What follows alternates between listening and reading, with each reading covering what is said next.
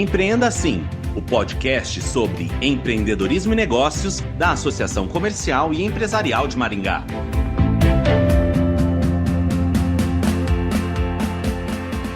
Um conceito cada vez mais utilizado no mundo corporativo é o da comunicação não violenta. A comunicação não violenta foi sistematizada na década de 1960.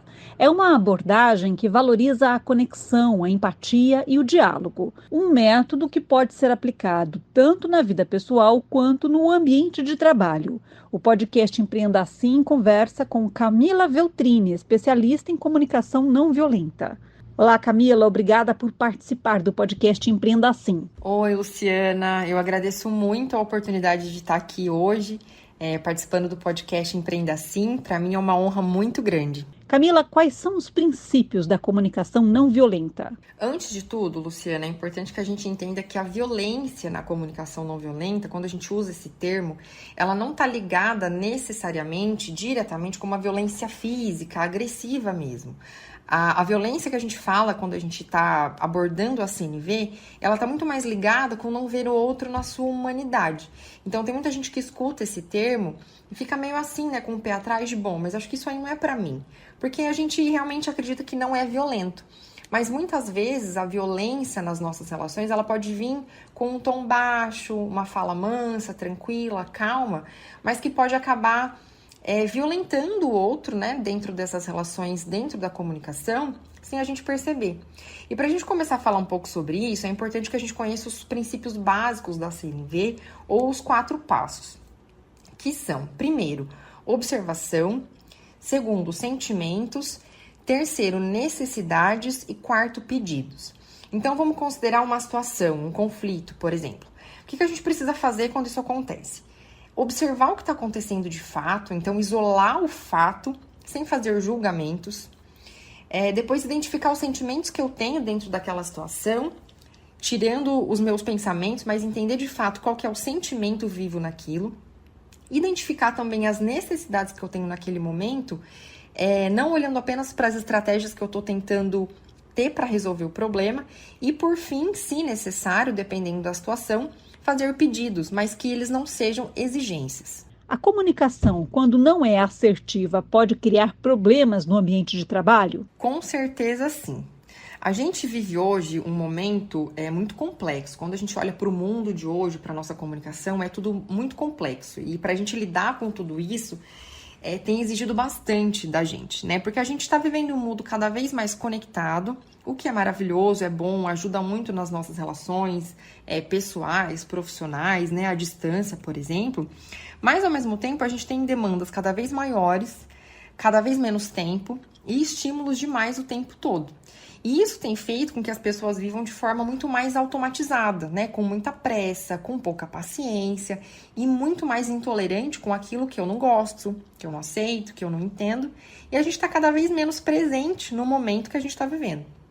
E aí, com toda essa realidade, a gente quer cada vez mais falar, mas o que o outro está ouvindo do que eu estou falando, né? Existe um vácuo entre o que eu falo e o que o outro escuta.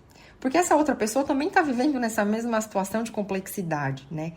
E quando eu tomo consciência dessa realidade, é importante que eu use o potencial de uma comunicação mais assertiva no ambiente de trabalho e também fora dele, para poder mudar essas relações.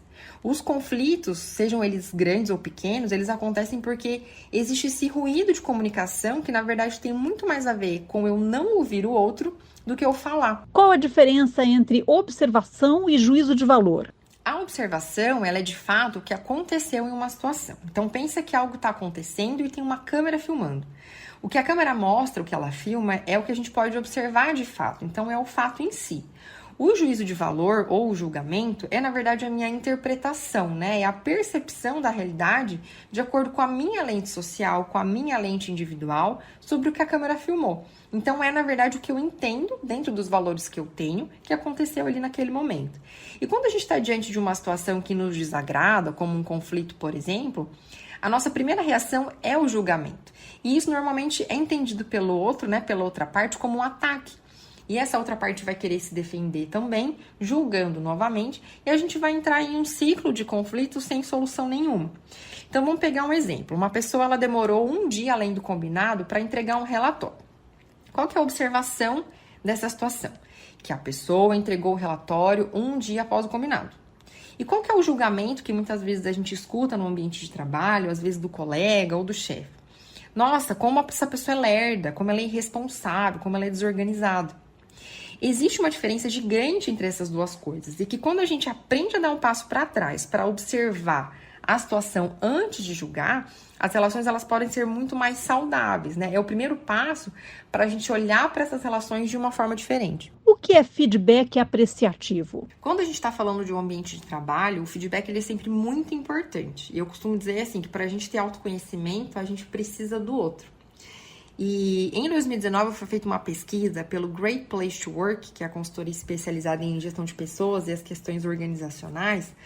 Essa pesquisa mostra uma relação direta entre feedback e confiança na empresa. Ou seja, quanto mais feedback eu recebo, mais eu tenho, mais confiança eu tenho na empresa que eu tô. E isso ajuda muito nas relações de trabalho, né? Não só nas relações de trabalho, mas na motivação e na própria performance que eu tenho ali dentro, né? Se eu sei que eu tô indo bem, eu me sinto motivado a continuar. E se eu recebo um feedback de que eu preciso melhorar, é uma oportunidade que eu tenho de acolher aquilo e crescer também ali na empresa. Mas o que é importante aqui? A gente prestar atenção na intenção e na forma como a gente faz e também como a gente recebe esses feedbacks. O feedback apreciativo, ele é uma ferramenta que pode ser usada para ajudar a ver o nosso próprio potencial de desenvolvimento, tanto pessoal quanto profissional. E é importante que a gente use também os 4 princípios, os 4 passos da CNV que eu falei anteriormente. Então, quando a gente faz um feedback apreciativo, é uma oportunidade que eu tenho de ter uma intenção muito clara nesse retorno que eu tô dando, né, para a pessoa. E eu posso, assim, usar os 4 passos, falando para ela, então, o que ela fez que foi legal, como ela fez eu me sentir quando ela fez aquilo, qual a necessidade da empresa ou do setor essa pessoa atendeu com esse comportamento. Porque isso vai fazer com que ela se sinta muito mais pertencente ao comportamento que ela teve, e é um feedback muito mais construtivo. Camila, qual é a diferença entre feedback apreciativo e elogio? Na maioria das vezes, o elogio acaba sendo muito vago. É importante que a gente entenda o espaço que a gente está e a forma como elogiar, né? Muitas vezes é um ambiente mais informal e que permite nossa, parabéns, arrasou, muito bem. E muitas vezes até num espaço mais formal, a gente dá uma devolutiva muito vaga, né? Então a gente elogia, parabeniza, mas o que isso significa? Nem sempre vai preencher aquela esfera necessária para motivar dentro do trabalho, para eu receber de fato o que eu mereço dentro do meu comportamento. E muitas vezes, na maioria das vezes também, acaba sendo só um julgamento da pessoa que está falando. Então, eu te parabenizo por uma coisa que eu achei legal, mas eu não te dou devolutiva do que você fez, por que foi legal o que você fez, como a empresa se sentiu diante daquilo, né? Então, é importante, quando a gente fala de feedback, eu não tô falando aqui, obviamente, pra gente parar de elogiar, tá? Pelo contrário, a gente precisa, sim, elogiar, validar os comportamentos, é uma forma de reconhecimento super importante dentro do ambiente de trabalho, mas o que é importante a gente ter sempre em mente é lembrar da intenção e da forma como eu tô fazendo isso. E quando a conversa é difícil, quando o gestor precisa propor mudanças? Nas conversas difíceis, né, quando a gente precisa ir propor algumas mudanças que são necessárias, não tem o que fazer, é importante que essa conversa ela não aconteça com uma carga emocional muito alta de ambas as partes. Então, ter um horário para isso, num local seguro, privado, e não quando a gente está no fervo, né, naquele nervosismo todo. Nesses momentos é importante o quê? Mais uma vez, a gente ter clareza na intenção da conversa, ter claro ali quais são os sentimentos e as necessidades que eu tenho com a situação, eu como pessoa, eu como cargo que eu atuo, representando a instituição, a empresa que eu estou trabalhando. E mais uma vez também, isolar o fato, como a gente falou anteriormente, sem o julgamento, né? Então trazer de fato o que aconteceu e também verificar a disponibilidade emocional da outra pessoa para essa conversa, para que essa seja uma conversa de fato, assim, com uma troca verdadeira, sincera e que possa de fato atingir a intenção principal. Camila, obrigada por participar do podcast Empreenda Assim. Luciana, eu que agradeço mais uma vez pelo convite. Eu me coloco aqui à disposição para eventuais dúvidas, demandas de palestras, oficinas.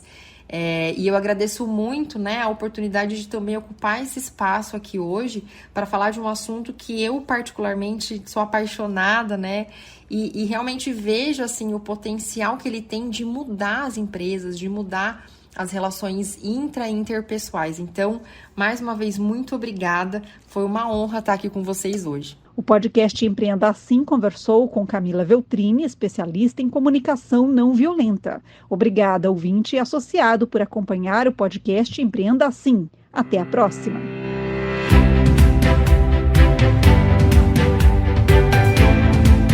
Empreenda Assim, o podcast sobre empreendedorismo e negócios da Associação Comercial e Empresarial de Maringá.